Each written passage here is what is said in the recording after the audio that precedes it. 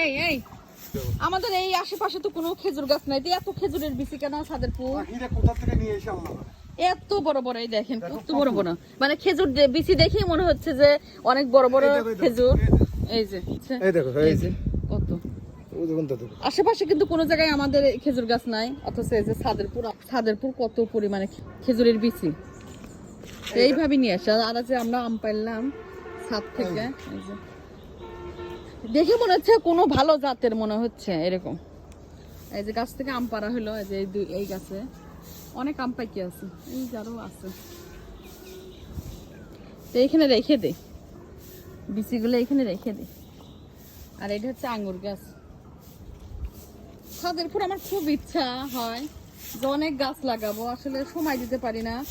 আর এত পরিমাণে পাতা পড়ে ছাদের উপরে, চারদিক দিয়ে কি পরিমাণে যে গাছ দেখেন, সাইড দিয়ে রাখতেই পারি না, এত সাইড দেওয়া কঠিন।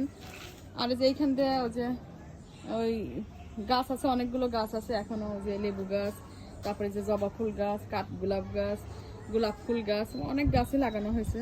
তারও কিছু কিছু গাছ লাগাবো, দেখতে গাছ প্রত্যেকদিন এখন তো ছাড় দেওয়া সম্ভব না।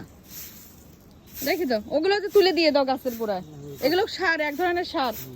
ব্যাংসা কই আইনে দিই দাঁড়াও।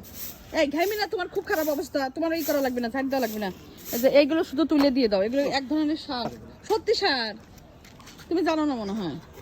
এই যে ঝাড়ু দেওয়ার সব এইগুলো হচ্ছে এক প্রকার সার হয়ে যায়। নাও দিয়ে আবার দিয়েছো। এই যে গোলাপ ফুল গাছ দিয়ে, তুমি জানো না এগুলো সার? আচ্ছা একটু কমেন্ট করেন তো, সবাইও কিন্তু বিশ্বাস করতেছে না। আমি বলছি এগুলো এক প্রকার জৈব সার হয়ে যায়, ও বিশ্বাসই করতেছে না। এই গোলাপ ফুল গাছে দিই। আমার খুব ইচ্ছা ছাদেরপুর ছাদ বাগান করার, তো টুকটাক একটু গাছ লাগাইছে, আরো শখ আছে। ইনশাল্লাহ এবার শীতের মধ্যে গাছ লাগাবো, ঠিক আছে? কি বলো তুমি, কি বলো? যেমন চাই করো গা। আচ্ছা আমি যা করবো তাই, আমার নসিনের আব্বু আমাকে কোনো কাজে বাধা দেয় না, এটা একদম সত্যি কথা। দেখুন অনেক উপকার, খুব উপকার হয়েছে, আর করা লাগবে না, যাও অনেক কাজ করছে। ফোটা ফোটা পানি পড়তেছে, ঘেমে রাখো, হয়েছে, চলো যাই এখন।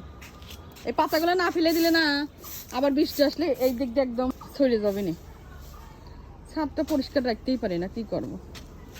আচ্ছা চলো আমগুলো নেই, একদম ঘেমে কি অবস্থা হয়েছে। আসো এই জামগুলো কিভাবে নেবো এখন, নিজে এখনই জাল দেবো, কারণ নষ্ট হয়ে যাবে না তাছাড়া।